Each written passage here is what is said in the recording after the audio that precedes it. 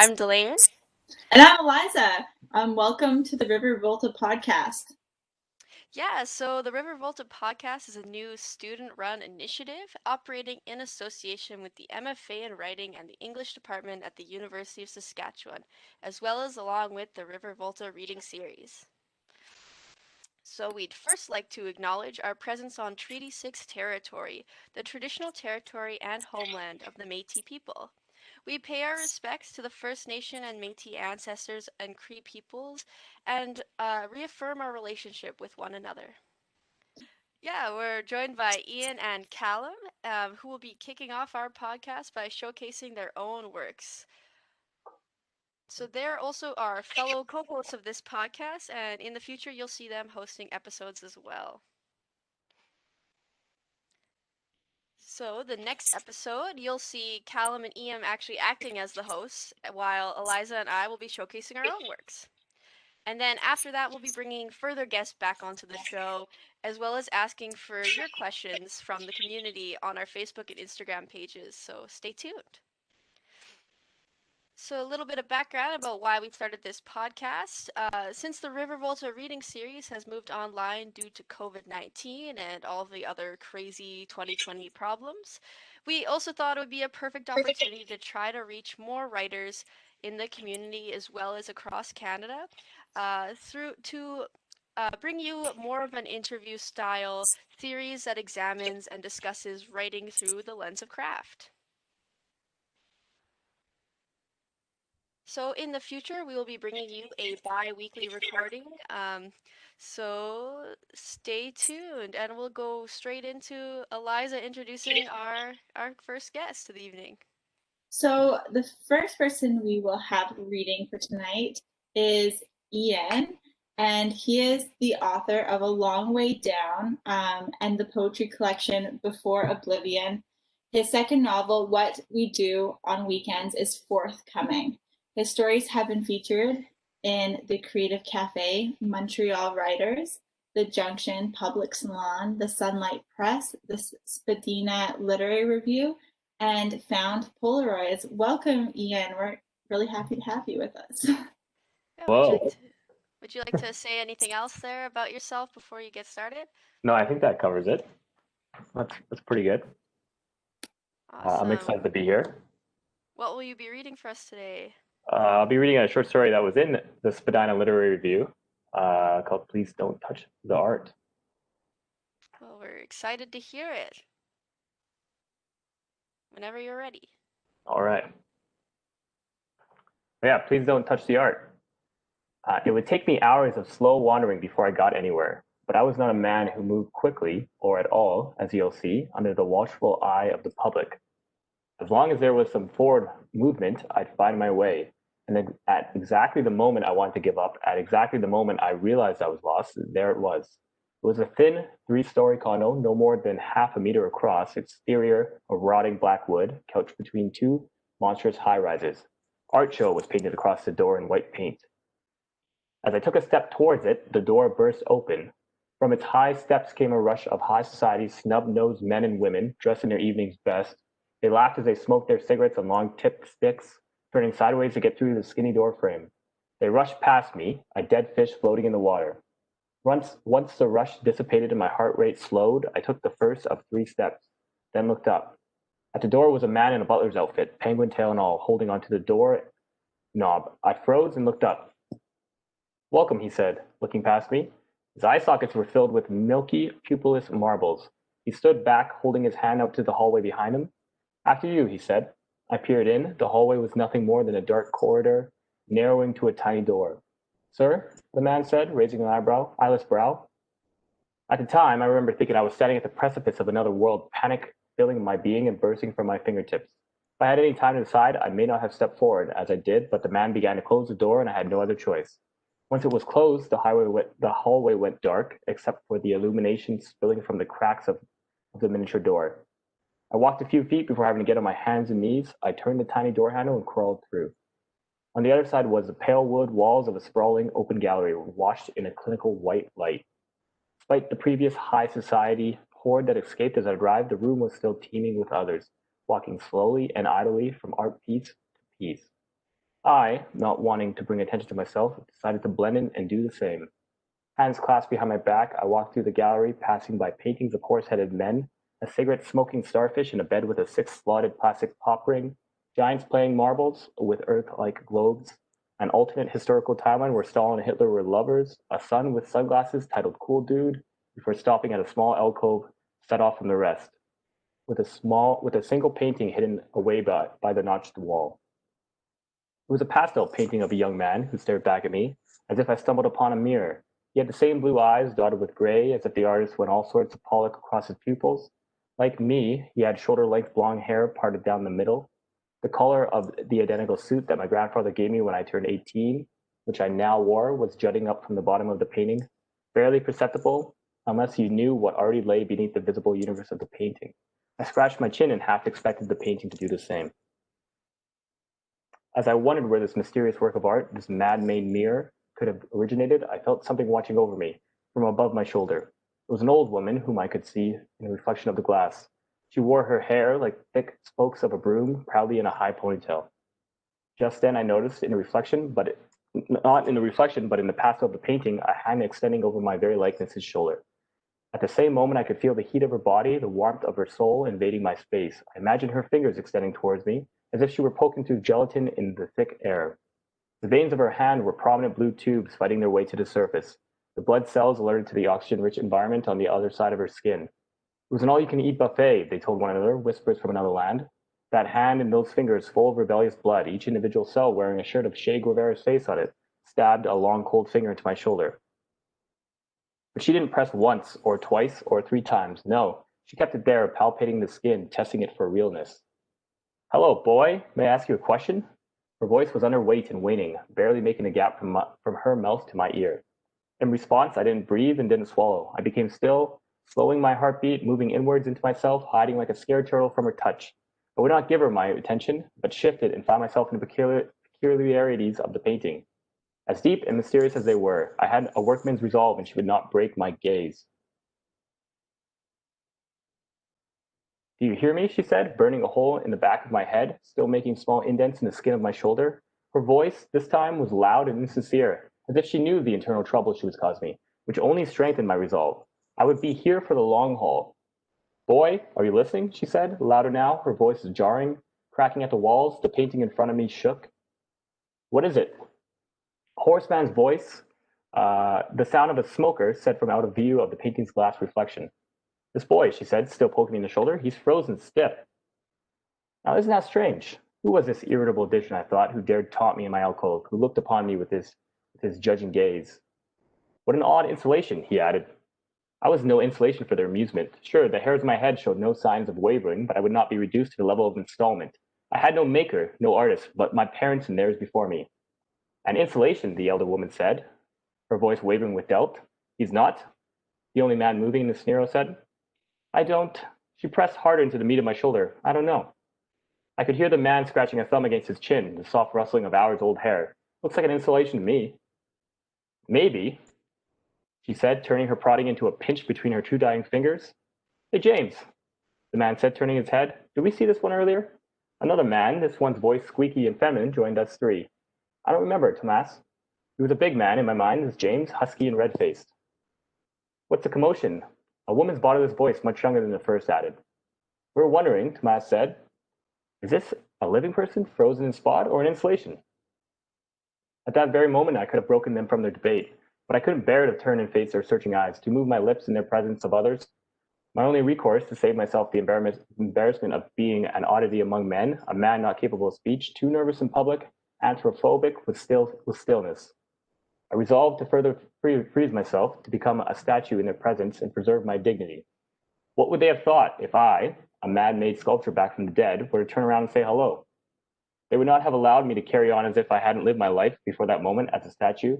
They would be forced to ask further, more prying questions. I would not allow this to occur. I would see it through to the end, as long as it took, and how long would it take, really?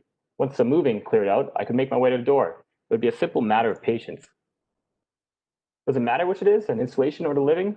The young woman said. Does it matter? The elderly woman made various hems and haws of the question. Artistically, you mean? Sure, the woman said. They all took a step back in unison. What are you four doing? Another man's voice added. At the time, I placed the accent from the Bronx. We're trying to figure out if this is an installation or a person, the younger woman said.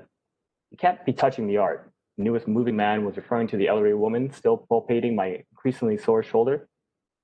Oh dear, I'm sorry, the woman continued to jab. I guess I just got lost in the expression of it all. It's a really moving piece, you know. So it is an installation, the original man, second to appear, said. Of course it is. The guard stepped behind me and pulled the woman's hand from my shoulder. He was indeed a large man, taken over the full size of the reflection in the glass of the painting. He wore a white button-up shirt with security written on the right breast pocket. That settles it, the old woman said. Beautiful work, the first man said. I love it, the younger woman said. I'll go get a rope, the guard added as he turned and left. It is, I believe, the younger voice was full of self-aggrandizing arrogance, a commentary on a contemporary milieu of lost youth. I think you're quite right, the man with the feminine voice said. It's a statement about one's ability to look oneself in the eye and recognize the long years wasted on indulgent hedonism. Really powerful, if you ask me. I can certainly relate. There was a tinge of distance in the old woman's voice. Who was the artist? Unknown, the guard returned with the rope. Here's a piece's placard. The boy, artist, unknown, the woman read. A perfectly apt name, really true to form. I didn't know this gallery had anything but paintings, the first man said. We don't, the guard said, clasping the rope over the hooks on either side of the alcove. It would only be a few hours more, I thought at the time, where I would have to bear the brunt of their talks about which modern, postmodern, or postmodern movement I represented. Before long, the sun would fall, the room would empty, and I would have an opportunity to rouse my stiff body from its slumber. That would, however, not be the case. As he was leaving, I overheard the Bronx guard, or perhaps he was from Brooklyn. I've never been one for discerning accents, but it was all I had back then. Punching in an alarm code, some kind of motion sensor, which would spell my embarrassing doom. Imagine the press. Social pariah breaks into gallery, pretends to be statue. I would be the laughingstock of a city. A non-committal cretin. No, the night was not my gambit. I would wait out until a more opportune moment presented itself. The moment, I lied to myself, could be morning, before anyone arrived. I would pretend to be a patron, slipped in unnoticed as the doors opened. But word had gotten around town that the boy was a sight to behold, more a medium for the message than a message itself, I'm told. What you want to see within me, what artistic emotions you wish to spill onto your soul, I provided. I was a vessel of creation, moving self no matter the circumstances. Albert Richter, the great art critic and writer, was the first through those doors that very next morning. I had not known at the time, but now I respect the name, having become something of a knowledgeable historian of art since my time interned in the gallery. He said little, though I heard him shuffling behind me, trying to find an appropriate angle to take me in, followed by an exasperated and the scratching of lead on paper. Segments of his review would later find my ears through the mouths of my admirers who chose to read his words out loud as they looked up and judged them for their accuracy. Here are a few of his quotes that, to this day, still stick with me. You may agree and or disagree with some of the things that have been heretofore said, but the subaqueous sexuality presented in the piece, the absence of all sexual binaries represented in all backsides, is conceptually seen through an internal critical crisis of self. With regard to the issue of the content representing the man, representing the painting, representing in all of us, even you, dear reader, the disjunctive becomes conjunctive, and we all gain a greater understanding of what it is to be in its purest form without any utterance of incoherence. The optical suggestions of purity, which form along the lines of the rotting corpse in front of me, contextualizing the near death we all experience as we lay awake at night, gives us a humble reprieve from our own burdensome lives. Or, my personal favorite, I know no horizon after this. It is the pinnacle of mankind. Despite the elusiveness of his words, or perhaps because of it, men and women, children and babies, dogs and cats and their respective owners, spacemen and cowgirls, the purple and the pink came from far and wide to lay their eyes upon the boy. It gave me in my 36 short years on Earth some modicum of meaning. I was, for a time, beyond my wildest imagination, famous. It sustained me for weeks through some sort of attention-based photosynthesis, powering my self-made prison. Then my singular movement gained momentum and it became bigger than just I in the alcove, the boy unknown. Invitations started popping up in other galleries. Performance artists went days without moving, holding up paintings of their own likeness. Plush toys were given out as gifts. Postcards were sent to loved ones with my face on it. After a while, and to be clear, not a long while at that, the people became desensitized to the original. My little alcove was soon passed over by the patrons of the gallery, and I began to collect dust under my nose and in my armpits and in the space between my thighs. It might as well have read, "Nobody, artist unknown," on my placard. At my end, when I had withered away to bones and dust, the older woman who had first discovered my artliness came by to see me. She commented flippantly and without attention how smart it was to have ended this way, and I'm likely to agree with her. All right. Thank you so much, Ian. That was fantastic. So again, where can we find this piece published?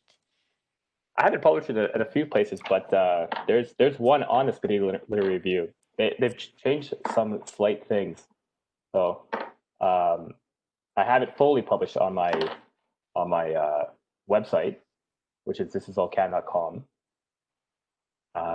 Yeah. Awesome, and I'm sure we'll try to leave a link for that as well in the description of this video. Yeah, so move on to a few questions. I mean, we invite you, Callum, if you have any questions as well or any comments for Ian.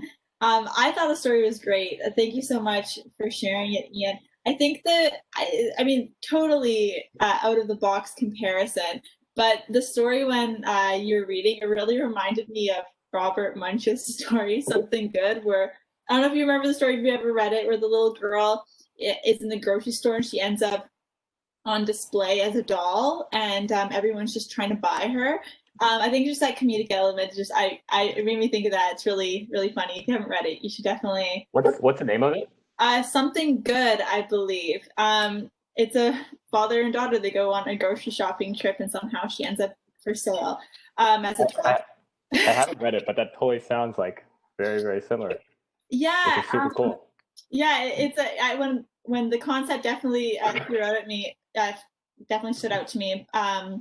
But with the magic realism, I found it really interesting that you picked a first-person perspective to talk in, especially because they say that with the magic realism, you want to kind of have that third-person perspective to maintain that, have a reliable narrator. So hoping you could speak on that and why you chose the perspective you have.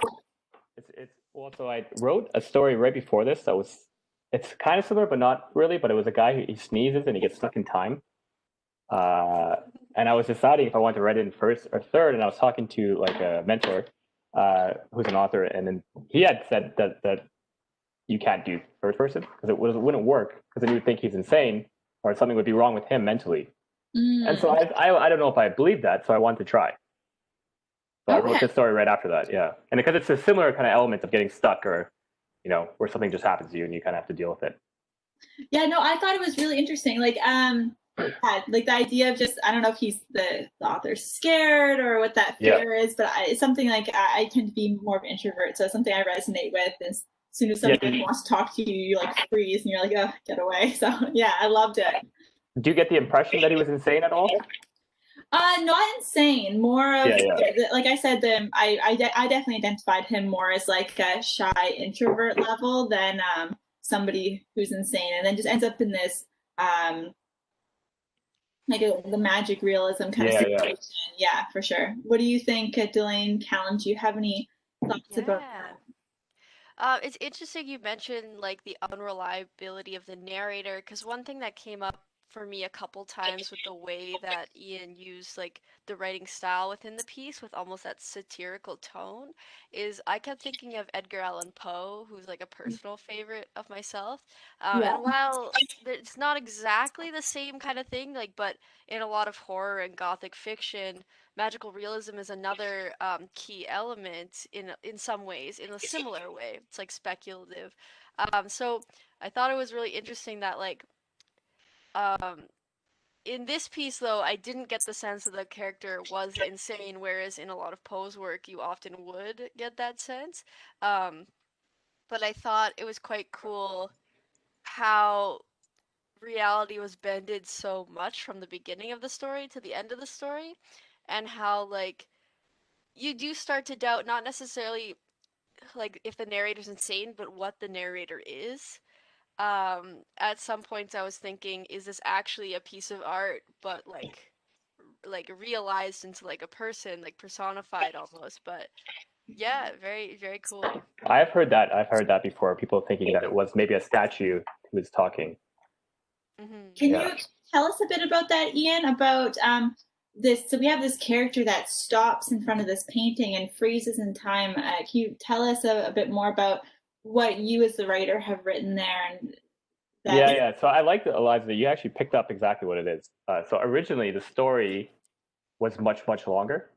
Not the end, but the beginning, and it actually really set up a guy who had agoraphobia and he couldn't leave his house for like 15 years. And he finally decides to do it, and then someone tries to talk to him, and he freezes. He just can't move. So it was like much more developed, but you got that part already without it. So that's why I removed it, because he's got social anxiety, so he doesn't want to talk to anyone. He actually has headphones on in the beginning, and because he wants to block everything out, but he takes them off. Okay. But yeah, I also wanted to know personally, it wasn't so like, as I really interpreted that social anxiety as you say, but really stuck out to me was the beginning, actually, where he approaches the door and he has to crawl into the gallery, and that's the part that made me think, is this character human? So yeah, do you have a specific gallery in mind, or was just that just I don't have a gallery. They actually there was like I think one of you guys had said there was an allusion to what's this? Alice in Wonderland? Alice in Wonderland. That's what But I was thinking, yeah. I didn't think of Alice in Wonderland when I wrote it. There's actually a movie called Dean John Malkovich. Dean John Malkovich. Haven't watched it. Where he crawls through a little door and becomes John Malkovich. Oh. That's what was in my mind, but it's like it's a little door in a business, and then he just crawls through it, and then he's being John Malkovich for a few hours.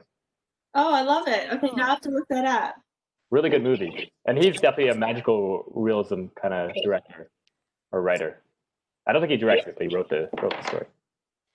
Yeah, it's really interesting how like I think, was it Coraline, where she also goes through like a little door? Like, it's like this interesting element in a lot of magical realism or even fantasy and speculative fiction, where there's like a door somewhere that leads into almost like this other realm or like space and time. Yeah, and I think it makes sense because it's like kind of like it's just like a physical act of entering. Do you think that magic realism always?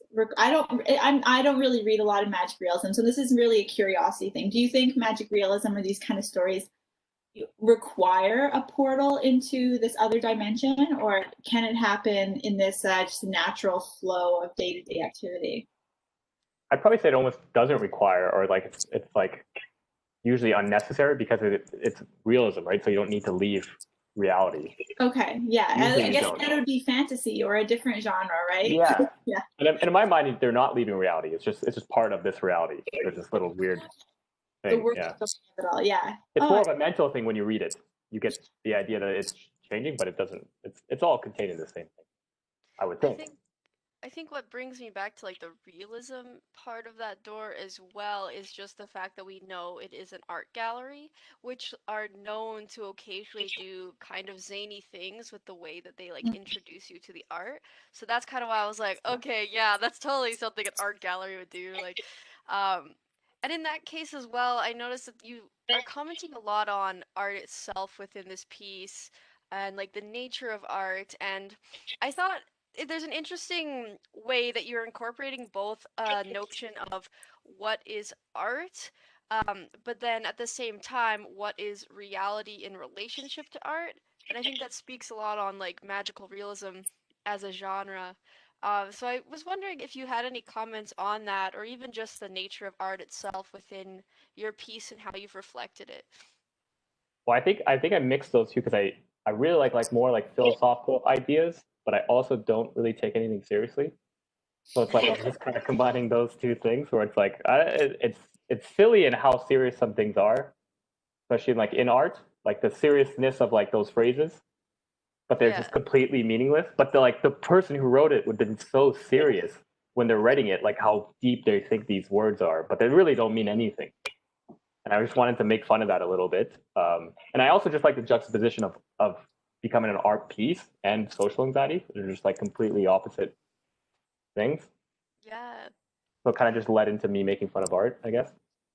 Yeah, and naturally. So I have one more question for you, Ian, because you draw a lot of parallels between the painting and the main character. They're wearing a similar suit. They have similar features. Is the character the artist, or is that like too much of a reach there? However What do you mean?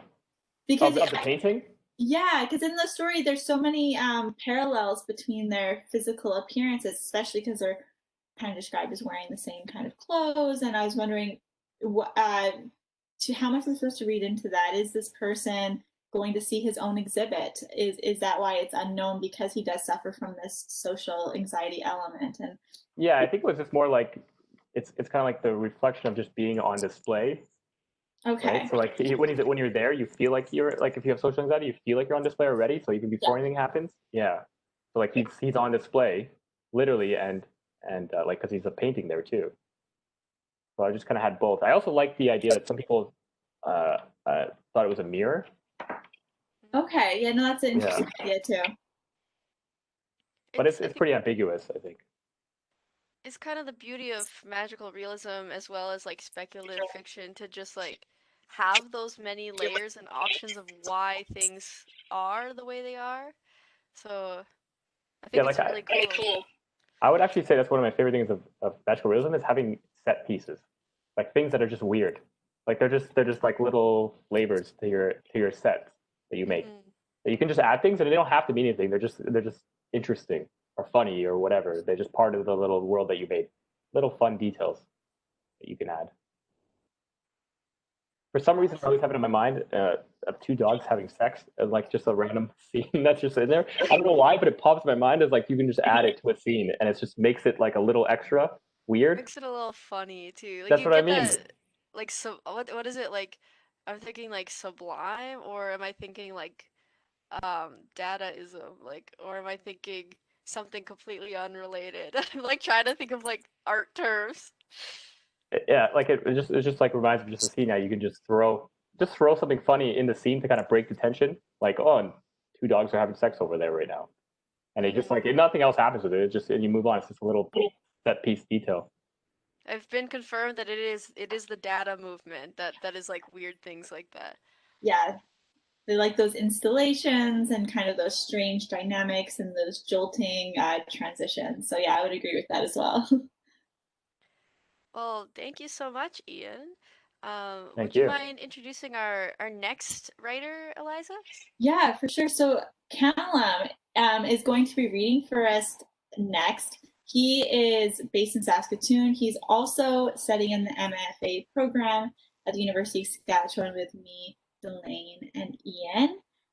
He is on the editorial board of Wheat and Laurel magazine, and you find them on Instagram and across social media, which is a literary magazine for writers in rural Canada in ages 11 to 19. So we're going to pass it off to Callum. Tell us what you're writing. Tell us what you're going to read for us tonight, and take it away. Hey, hi. First off, I'd like to thank Ian for leading with that very awesome short story. It was a lot of fun to hear you read it out loud, and that was fantastic. I'm going to be reading 4 poems that sort of fit into that style of bending reality or things not quite being what they are. I'm going to be reading a poem called Graveyard Goops, The Creek, the Drizzleville Key Change, and an exercise. Let's start with an exercise first. That was kind of fun. Here's an exercise. Look around, then lie on the floor and look at the ceiling. Then lie on the ceiling and look at the floor. Look around. Golden threads, wrapping themselves around bows, tight with dim warmth. They hang down, barely touching my feet, tickled by the litter of rust-ruddy needles. Needing a sweater, I shiver, and rivers of smiles run down my face. Dawn, that dying goddess, gilded and gleaming, just a hair's breadth above the pines, a hand's breadth around my heart. Lie on the floor. Mandalas of bark and boughs bowing, bringing shade to verdant vermin, known to hear and eye as wildflowers. Past the green wheels waving to the sky, someone bigger than us crushed robin's eggs and scattered them, glued them to a clear dome and put it down, over me, the trees, and the cabin. lie on the ceiling. The he that was me didn't ask for the sun to stream down, roll off the trees and into his eyes. He was glad for it anyway. The air was loud, loud with the chill of August dawn and loud with bird songs. His own song and breath drifting up, billowing free from the chimney of his throat. And, next up, let's do The Creek. Day 7, March 23rd already, 2020. At the creek by Res, I saw an owl today. They are shapes of quiet. I didn't hear it.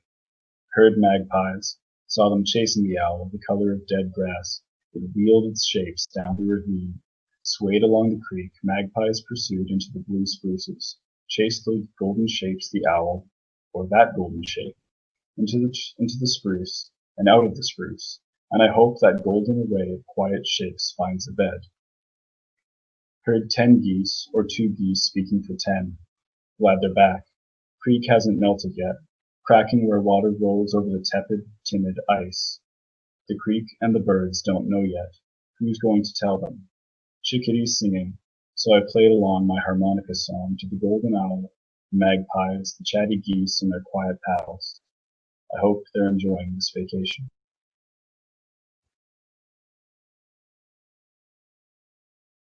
And, excuse me. Next up is Graveyard Goose. Just give me a sec.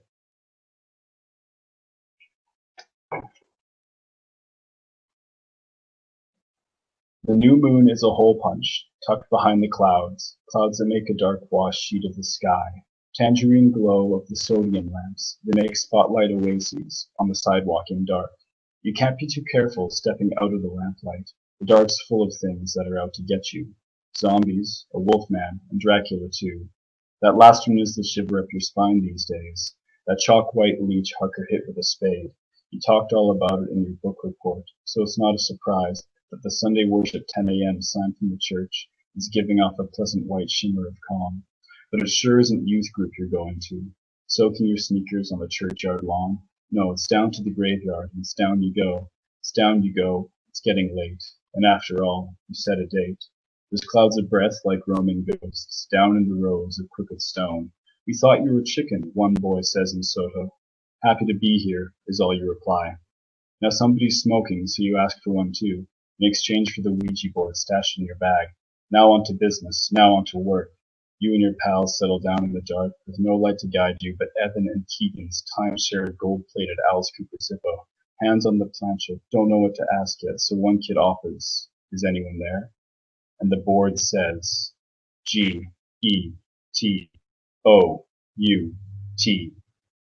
It might have been breeze, but it felt like a breath. It blew out the lighter and ran down your collar. Now you're hollering, headlonging down the ravine. You're in the night now, a night full of dark. You know something's chasing you. You know you can't stop. A quick peek behind you, what harm could that do? But you're in the night now, a night full of dark, and the dark's full of everything, out to get you.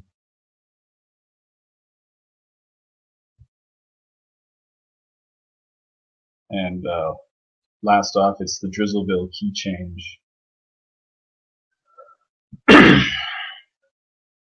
Behind Buddy's new digs in Saskatoon, the ghost is rolling a beer bottle down the alley again, and the great brush stroke of moonlight on the wall is really just some storeroom's light bulb from the next building over. Because you don't need a ticket to board a dream, Buddy closes his eyes and sinks into sleep. But that ghost is rolling its beer bottle up the alley now, with no other accompaniment, because no bird sings past 1 a.m. So waylaying sleep, he remembers, grateful. At least he's not in Drizzleville anymore. He's not there until he dreams. All aboard to Drizzleville. For your calendar is not a calendar, but a chessboard marking your gray marble days and your black nights. Drizzleville with its lone whistle train blowing past your back porch one night and around the moon the next. In his head and out the dreaming car window, there's Drizzleville, like on a TV snowing static.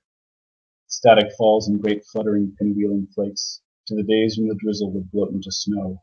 Days of cigarillos stubbed out before entering the corner cafe that once was a house. They stomped the slush from boots and shoes. And the dream on its track going boots and shoes, stomping the slush from boots and shoes. Our Lady of the Coffee House coming around to take the orders, and from behind the counter, again, once in a while looking back at him as he marvels, I thought she'd moved away. She was much too much a French piano teacher for me to stay. It's a long, long time since Drizzleville High. And back in Drizzleville High, he would stand on the brim of the pit playing saxophone, standing up for fun on those chilly, black chili supper nights. Some like it hot, and he really likes it when he eats for free. Drizzleville High, when it was cool to be kicking pennies down the beige cavernous hall and up the sick green quarter-pipe and floor-trim molding. Pennies sail in an arc into the trash can. He sails into that trash can now. Black bag becoming a night sky, shimmering with September, spitting rain. Long, long time since Drizzleville High. To that night when he became the ghost. With no bottle to push up and down the alley, drank them all. And no bird sings past 1 a.m. So filling in that night for the train whistling the birds, Buddy hears coyotes caroling. Come see us, and never return. He'll soft shoe nights like that. Dancing on nights like that, in a thrift store suit and black hat. He's no bird, you know, so he can sing. And on those nights the coyotes rim Drizzleville in cheers. But far from Drizzleville, he needs no ticket to board a dream. And sometimes he'll still wake up with a handful of crumpled paper, wondering where he got off and how the hell he can get back on. Construction on his street in Saskatoon. Groaning metal noises in the morning might be a drawn-out, throat-sore whistle. A coyote engineer with its teeth on the pole. Wow, thank you for sharing all those pieces, Callum. I have to say, I'm sorry if I misquote this, but one line that really stood out to me was when you wrote, "The new moon is like a hole punch behind the clouds." I loved that. So thank you very much for sharing. Yeah, I think that there's in both your work and in Ian's work across the board, there's been some great elements of this, like you said, this bending of reality or this magic realism. So I'd really love to hear you talk to us a bit about your inspiration for all these pieces and like kind of about your writing style. So take it away. Okay. I guess like inspiration in general has been music. I'm becoming a fan of jazz music and like jazz singing and the blues, and so that's sort of where a little bit of my diction comes from in some of those pieces. As well, I am a big fan of surrealistic art, like surrealistic paintings, and so I guess I'm trying to create a surrealistic painting, but with my words instead of a paintbrush. And That's awesome. Yeah, I love that. And I feel like sorry, go ahead, Delane. oh, that's okay. No. I was gonna say too, like there's definitely this like melody to all of your works, which will vary from piece to piece, but there's always some kind of like melody element to it, which um, I really like when reading it, and you could really hear it when you read it out loud as well. But even just reading it, you get a sense of that melody as you read along, which I think is really cool. And I think especially in the Drizzleville key change, I really see your jazz influence playing out there. You did a really good job of bringing that musical element to life there. So well done. And Drizzleville Key Change as well is one work that Callum actually wrote for one of our MFA classes. So Aliza, Ian, and I have actually had the opportunity to read it pre-revisions, and this is the revised version, I believe. So I thought that was really interesting to hear both sides of it. So thank you. thank you. Is it a little bit more clear now? Did I fix it? You already had such a strong piece to work with. I think now like we really see that like well-rounded circle of like the story itself. But And I guess one element that I was mentioned, I remember from the class, was about like the rules of Drizzleville or that world building. So it's really cool to see, I think, how that has developed into this world of its own, like within Saskatoon and this dynamic. So yeah, I think it's really really lends to the again the musical element of that story. Thank you. I think sorry. Go on, Ian. I just actually had a question that I sent Callum on the workshop when we actually listened to the class. but I tried to assume or like make up what I thought narratively was happening. How accurate was I originally? I had said that it was about a man can't sleep listening to sounds outside his window, reminiscing on a past life. 100%. That's how it happened, because it was actually I myself in Saskatoon was I was having some trouble sleeping, and I heard either it was the wind or maybe a ghost. I heard the sound of like a glass bottle rolling down the paved alley behind my building, and it was just very loud because the night was so quiet, and I was just focusing on that sound and thinking about like what could make that sound, and like, oh, it's like a ghost, because ghosts can live here. It's fine. You can just make up whatever you want. It's fiction.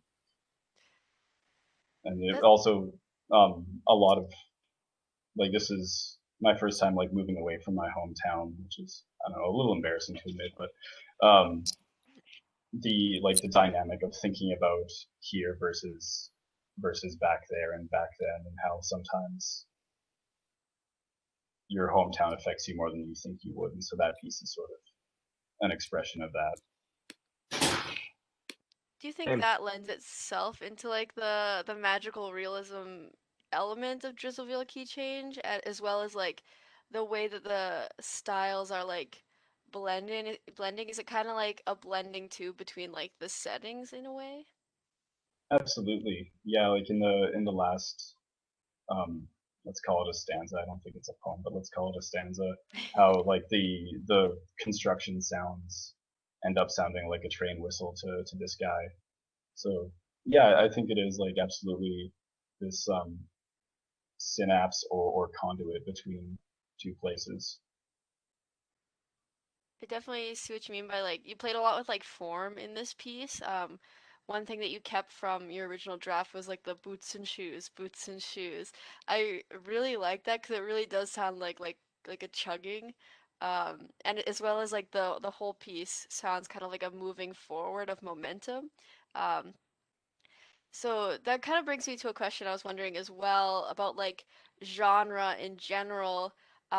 So like you've been using form in different ways to blend together different genres, as well as even blurring the boundary between poetry and fiction.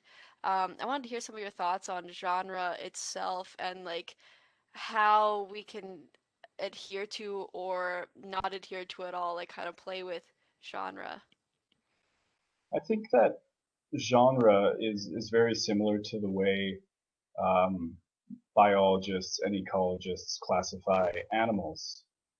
You know, like we have the kingdoms of Animalia and Plantae, and then we have, you know, like families, we have genuses, and at the end of the day, I don't know if a tiger knows it's a tiger, like a tiger just is.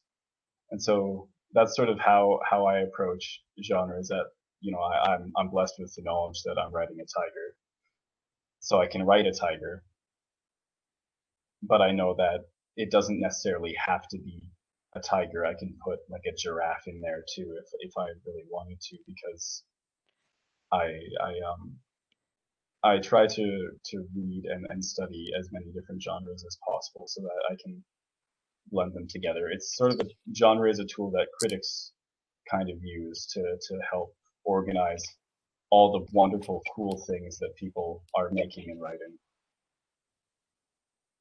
I was gonna ask on that. Yeah, that if you actually think of your genre while you're writing it, or do you just write? Like, does it come up? Because I don't. For me, if I'm writing mine, it's just like more of a tool for understanding where I fit, but not really.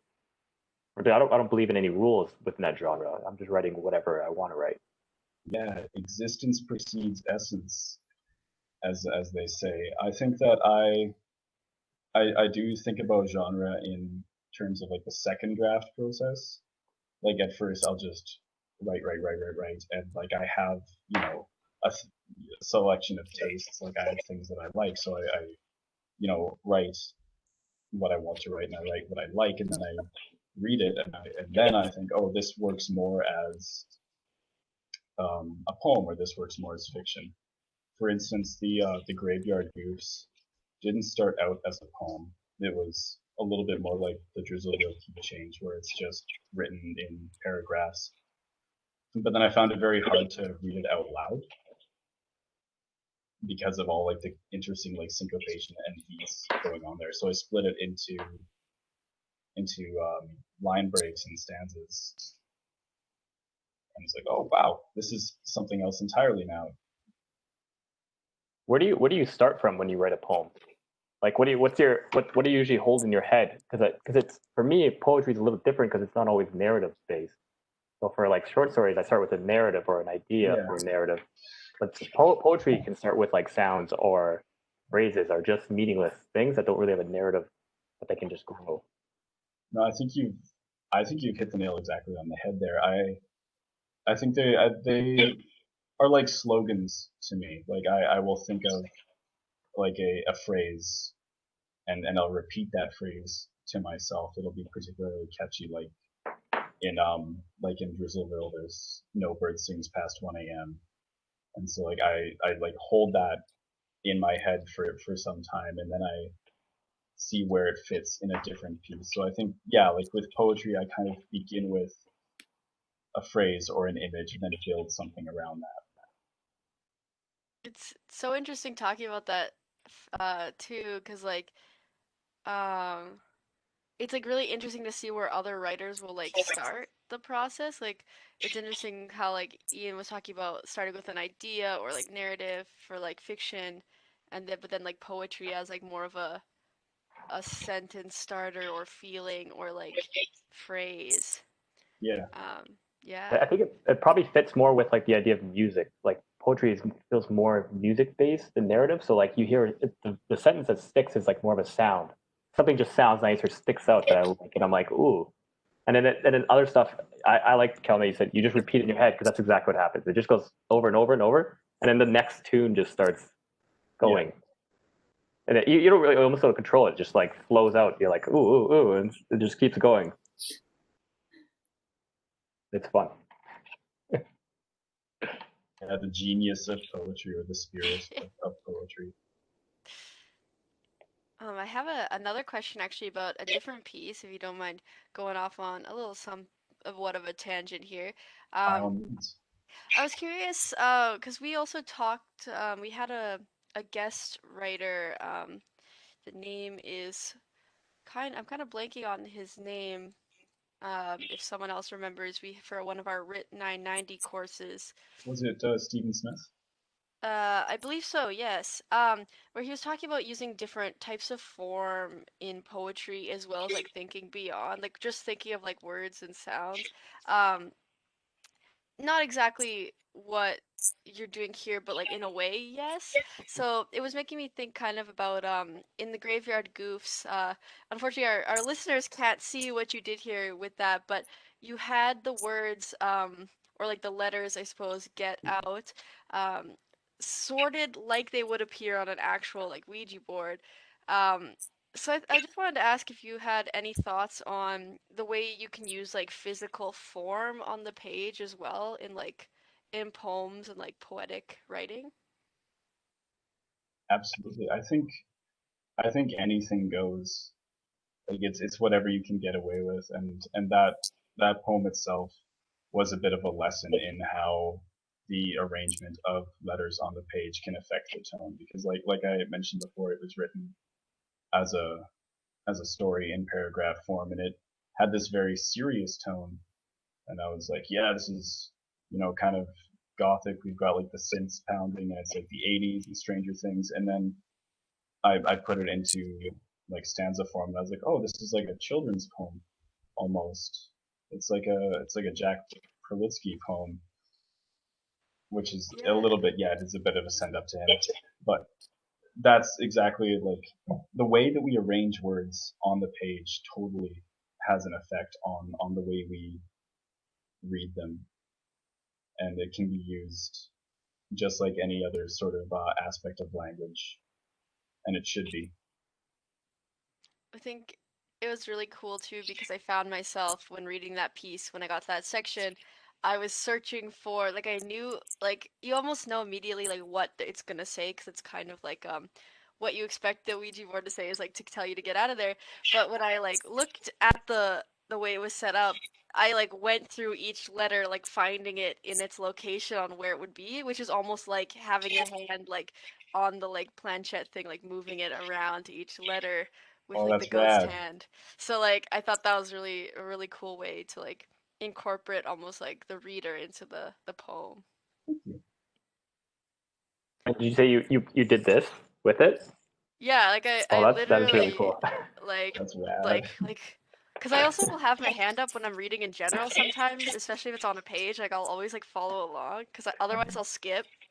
Um, and so I literally was like, oh, gee, like going back and forth. All right. Yeah. Well, Are thank there you, any other Callum. questions? I did have some questions for Ian, but I think that time might have passed, or we can just like paste it in the middle of the conversation. Sure. Should we clap? Yeah.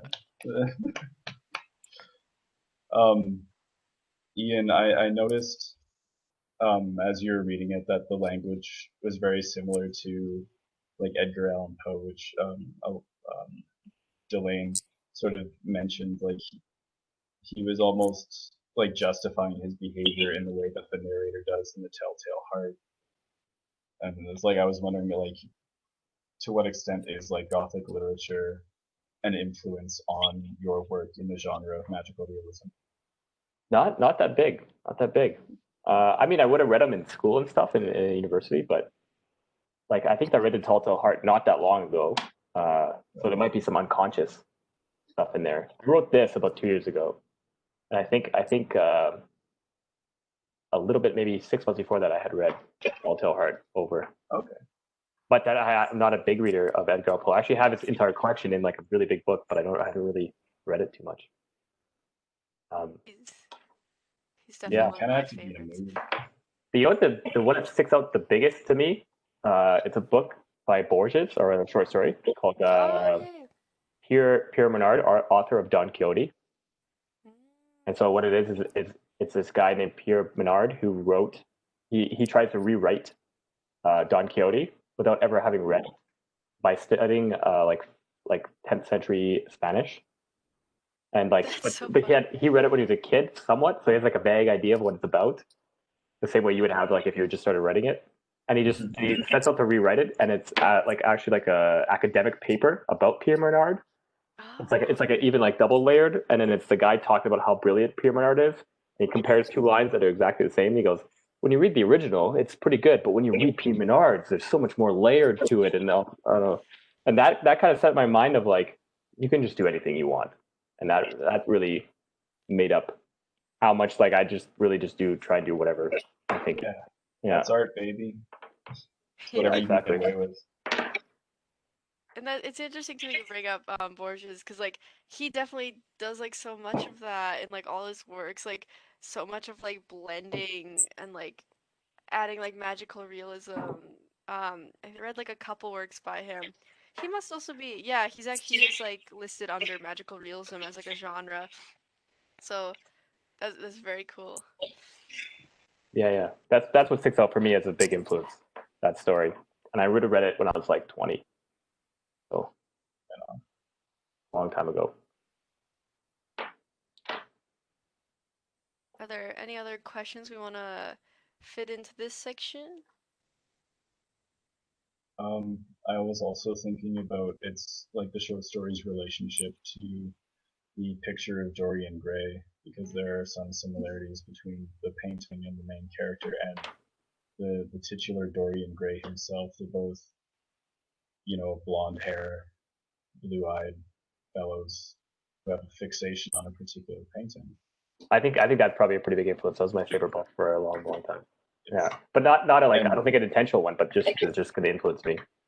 And it was just really, I don't know, I thought it was really cool that it was like a return to that theme, and then it was also sort of a commentary on art, much as how the book and the introduction to it was a commentary on like art for art's sake. And so it's kind of neat that the short story is kind of saying that again, that like anything can be art if it's artistic enough. Mm-hmm. completely subjective. Mhm. Yeah.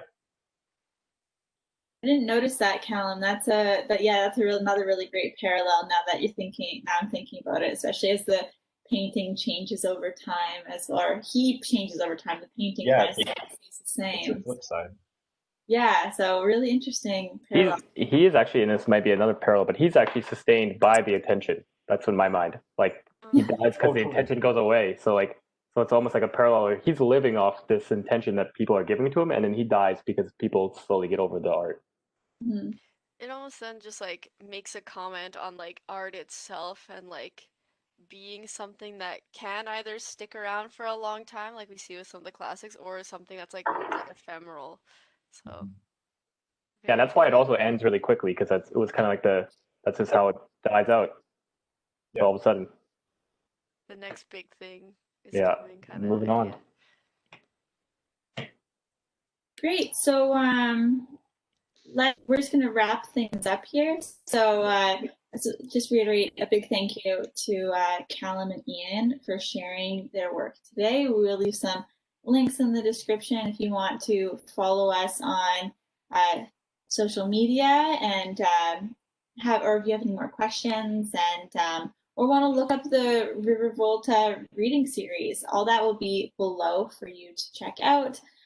Just a few things coming up if anyone is interested in getting involved in the writing community in other ways. So the SW, or the Saskatchewan Writing Guild, has put out a call for submissions for their spring volume 12.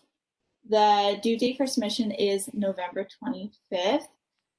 So you can get more info at skwriter.com. So definitely check that out. And Delane, is there any other things you want to highlight there? Yeah, I think also we're also affiliated with the River Volta Review of Books. So that is at rivervoltareview.com, which we'll include down below. We have some new content up on there, including a book review of Sarah de Liu's essay collection, Where It Hurts, and the review is done by Sarah Enns, who is now an alumni of the MFA in writing. We also have Aaron Hubert's interview with the debut novelist Ali McFarland, both of which the novelist as well as the interviewer are both also well, Ali is a alumni of the MFA and Aaron is a current student of the MFA. And then we also have a short essay done by Susie Hammond, which is on Lisa Bird Wilson's book of poetry called The Red Files. And so I believe those are also both two, well, Susie Hammond is an alumni and Lisa Bird Wilson is affiliated with the MFA in writing. And then also just a shout out to our next River Volta reading series, which is through Zoom, which you can find more information on our social media accounts. That will be on the 18th of November. Yeah, so thank you for everyone listening. And in the next episode, me and Delane will be sharing some of our work with you, and Callum and Ian will be the hosts. So definitely keep an eye out for that. And thank you for joining us.